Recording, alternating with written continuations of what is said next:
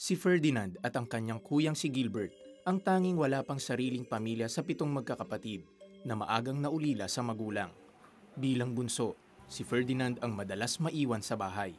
Nararanasan ko rin po talaga yung kagipitan o pagkapos namin dalawa ng aking kapatid sa aming tahanan. Kaya po naisipan ko po na mag-real estate. Bilang real estate agent, talagang nararanasan ko yung hirap na makabenta. Nandyan yung ang dami-dami mo nang binibigyan ng flyers sa mga tumatawag sa'yo. Isa doon, hindi mo pa madidil. Maging ang kanyang kuya ay nasa sales industry din. Ngunit napapansin ni Ferdy na tila mas magaan ang sitwasyon ng kapatid. Answered prayer Nakikita ko po yung kapatid ko na madalas pong nanonood ng 700 Club at nagpe-pledge po siya sa 700 Club. Napansin ko po na lahat ng mga pinagpipray niya po doon, hinihingi ng mga prayer request, pinagpapala siya at sunod-sunod yung mga kliyente niya dun sa trabaho. Isang commercial lot na nagkakahalaga ng 6.7 million pesos ang isang deal na inaasahan niyang maisara. Ngunit tila maliit ang pag-asa niyang makuha ito.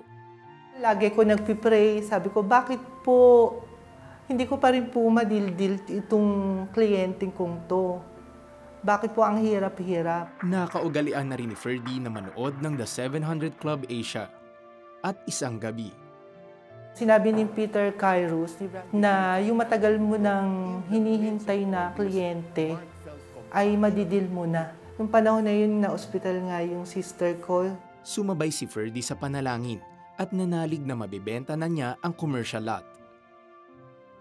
Laking pasasalamat ko din po sa Diyos na pinagaling na rin po siya. Nung pag-uwi ko po sa bahay, laking gulat ko, laking tuwa ko nung nabasa ko po ang text sa akin na nabenta na po namin properties na commercial lot at nakakuha nga po ako ng worth 100,000 na komisyon.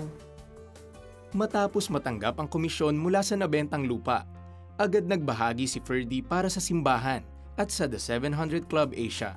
Programa ng The 700 Club ay sobra po nakakatulong para po huwag kang sumuko o huwag kang tumigil na maging mapagbigay at maging isang mabuting Kristiyano.